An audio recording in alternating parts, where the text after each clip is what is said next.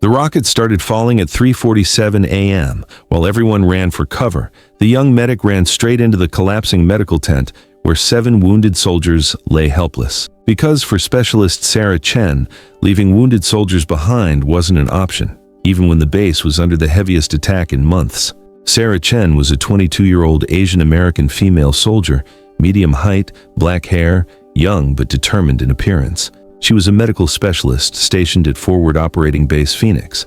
In reality, she was a young warrior who would demonstrate an extraordinary example of courage and sacrifice. Forward Operating Base Phoenix was a strategic outpost in Kandahar Province, Afghanistan, very close to Taliban-controlled territory. 150 American soldiers were stationed here and were under constant threat of attack. Sarah Chen had been serving at this base for 8 months, providing care to wounded soldiers in the medical tent. That Monday night, the base was quiet as usual. Sarah was working the night shift in the medical tent. There were 7 wounded soldiers in the tent, some from IED explosions, some from sniper attacks, some from training accidents. All were in stable condition but required medical supervision. Sarah checked each of her patients individually. She changed Private Martinez's IV, checked Sergeant Williams's bandages, gave Corporal Johnson his pain medication. They were all sleeping, safe. At exactly 3:47 a.m., the first rocket sound came. Whoosh! Boom! Alarm system started blaring. Incoming! Incoming! All personnel to bunkers! Sarah's heart raced. Rocket attack. But there were 7 patients in the tent. None of them could move. The second rocket fell closer. Boom! The medical tent's pole swayed. Other soldiers on the base were running to bunkers. "Chen, come on!" shouted a passing soldier. "Leave them! We'll come back!" Sarah stopped. "Leave them? Leave the wounded soldiers?" The third rocket fell 20 meters from the tent. The explosion's impact shook the tent. IV stands toppled over, medical equipment scattered on the ground. "Chen! Move!" Sergeant Morrison screamed over the radio. "That's an order!" Sarah looked at the wounded soldiers. They were all looking at her with frightened eyes. Some were too injured to move. Some were unconscious. Private Martinez, a young soldier whose leg had been amputated, grabbed Sarah's arm. "Doc, are you leaving us?" Sarah looked at him. A 19-year-old kid from Texas. He wanted to go home to his family. "No," Sarah spoke decisively. "I'm not leaving anyone." The fourth rocket came, this time very close. Boom! The left corner of the medical tent collapsed. Canvas tore, metal framework bent. The radio crackled. "Chen, report your status." Sarah took the radio. 7 patients in medical tent. Cannot evacuate alone. Tent collapsing. Negative, Chen. Save yourself. That's an order. Sarah put down the radio. Orders were important, but wounded soldiers were more important. As the 5th rocket came, Sarah moved. Sarah quickly assessed the situation. 7 patients, tent collapsing. The next rocket could be a direct hit. An evacuation plan was needed. First, she identified the most severely wounded. Corporal Johnson unconscious, severe head trauma. Sergeant Williams' spinal injury, cannot move. These 2 were priority. "Martinez, can you crawl?" Sarah's voice was calm but urgent. "Yes, ma'am, but good. You're going to help me." The 6th rocket fell. This time the right side of the tent was damaged.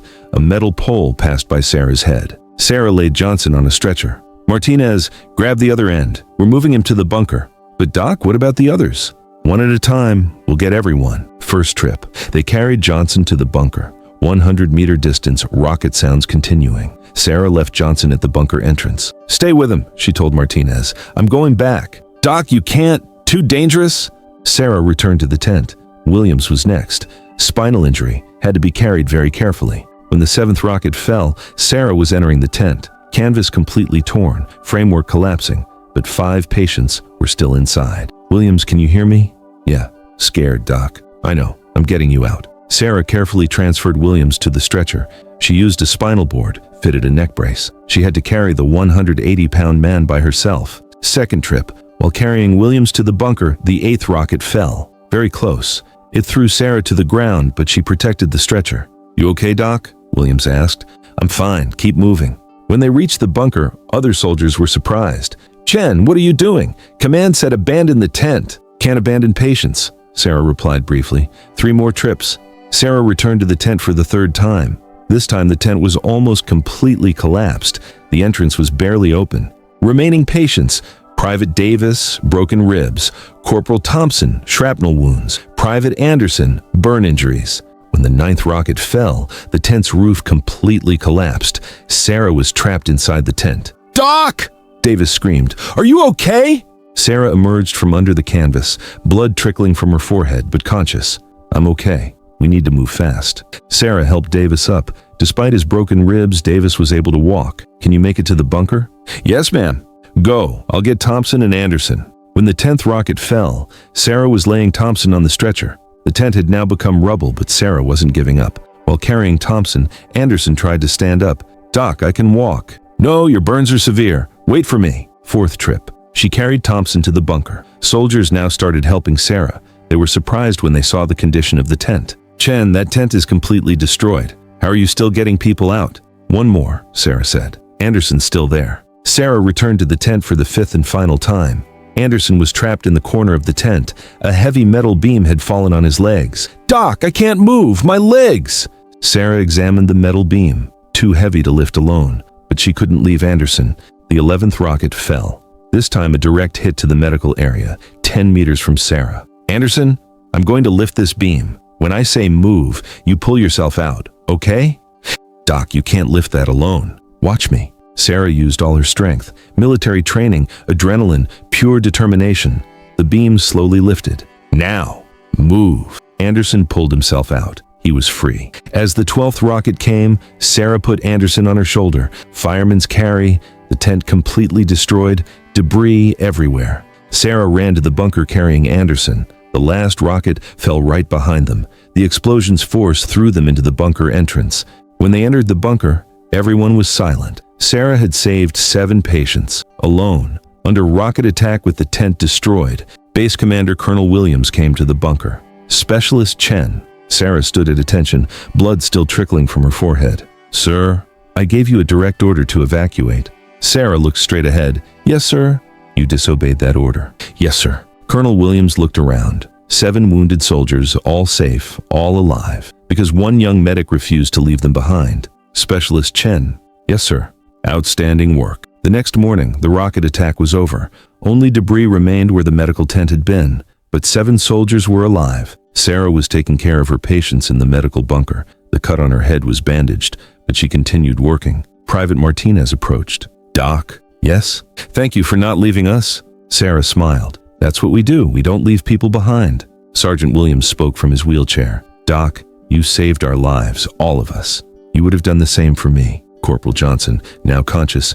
"Ma'am, I heard what happened. You disobeyed orders to save us." Sarah paused. "Sometimes doing the right thing means not following orders. But don't tell command I said that."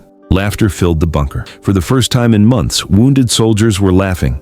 2 weeks later, there was a ceremony. Colonel Williams honored Sarah in front of the base. Specialist Sarah Chen demonstrated exceptional courage under fire. When ordered to evacuate, she chose to stay. When her medical tent collapsed, she kept working.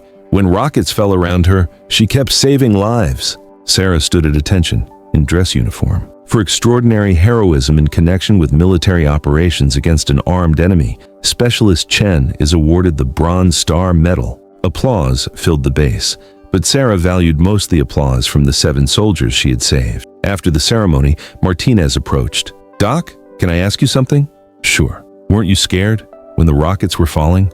Sarah answered honestly, "Terrified, every second." "Then why did you do it?" Sarah looked at the 7 soldiers. They were alive, recovering, going home to families. Because being scared doesn't mean you stop caring about people. And those people needed me more than I needed to be safe. 6 months later, Sarah was transferred from Forward Operating Base Phoenix. She was going home. But before leaving, she visited the place where the medical tent had been rebuilt. New tent, new equipment, new patients. The war continued. A young medic, Private Johnson, a different Johnson, approached. "Ma'am, are you Specialist Chen? The one who saved 7 soldiers?" "I'm Specialist Chen." "Ma'am, they tell your story to all new medics. How you stayed when everyone else evacuated." Sarah was surprised. "They do?" "Yes, ma'am. They say, this is what being a medic means. You don't leave patients behind. Ever." Sarah smiled. Her legacy wasn't rules or medals. Her legacy was a principle. Never leave people behind. "Private, what's the most important thing about being a medic?" The young soldier thought. "Saving lives?" "Close. It's staying when everyone else leaves. It's being the person others can count on when everything falls apart. Sarah left Afghanistan that day, but the principle stayed. In every new medic trained, in every life saved, in every moment, someone chose to help rather than run. Because real heroism isn't about big moments. It's about small choices, like choosing to stay when you could leave, like choosing others' safety over your own, like choosing to care when caring is dangerous. And sometimes, those small choices save 7 lives in one night. Heroes aren't born brave. They choose courage, believing bravery is a daily decision to care about others more than yourself.